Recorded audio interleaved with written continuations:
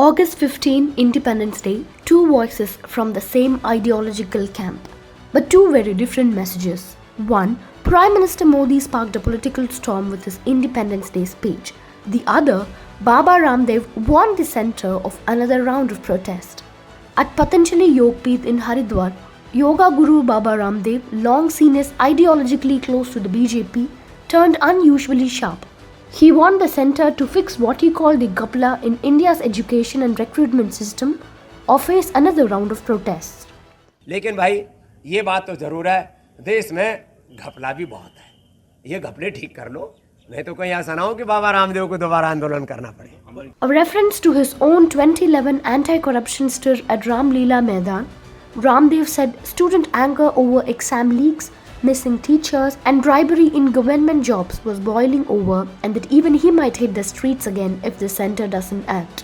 This warning landed just as the BJP was already fighting a bigger fire from the very same Red Fort podium. Prime Minister Narendra Modi in his Independence Day address declared armed Naxals defeated, but warned of a new enemy, what he called Dimagi Naxals, intellectual Naxals.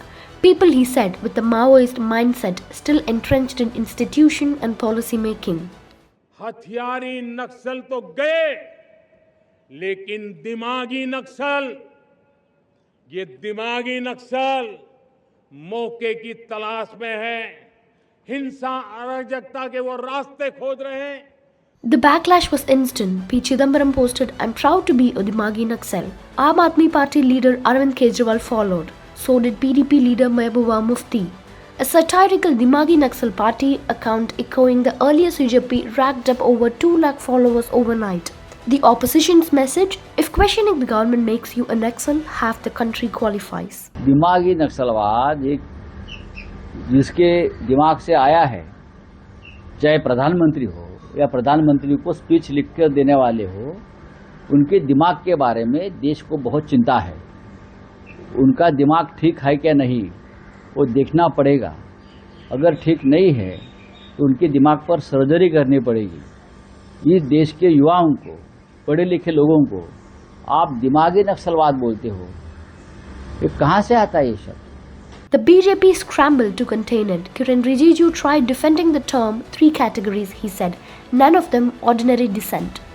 Sudhanshu Trivedi hit back at Chidambaram, invoking Manmohan Singh's own words on Naxalism to turn the jibe back on Congress.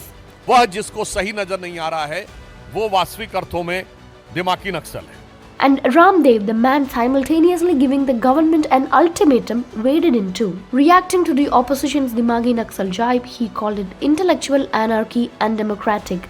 He said even as he defended the right to protest within constitutional limits. कुछ लोग देश का बचपन का इस्तेमाल कर रहे हैं आंदोलन में. यदि देश का बच्चा जो भी प्राइमरी स्कूल में पढ़ रहा है, आप उसको आंदोलन में धकेल देंगे तो बच्चे पढ़ेगा कब? उसको पता ही नहीं कि आंदोलन क्या होता है. आपने उसको फूंक मार दी कि जा तू भी जा करके थाने का घेराव कर ले, तू भी सड़क पे उतर जा, तू भी एडीएम और डीएम का घेराव कर ले. छोटे बच्चों को आंदोलनों में नहीं धकेलना चाहिए, पूरी दुनिया में कहीं नहीं होता. But Dimagi Naxal isn't landing in a vacuum. The BJP already has its hands full with the very unrest the phrase was aimed at. The Jantar Mantar movement that started it all hasn't gone away. It mutated into the School Tea Karo campaign, now inspecting government schools state by state. In Jharkhand, students are still on the streets over JPSC and JSSC paper leaks, months after Delhi's protest forced the union minister's resignation. That's the real backdrop here. One camp, Baba Ramdev wants the centre and calls it a concern. Another, students, opposition leaders and protest movements raise the same complaints and get called Dimagi Naxal. For now, both the ultimatums and the outrage are just getting started.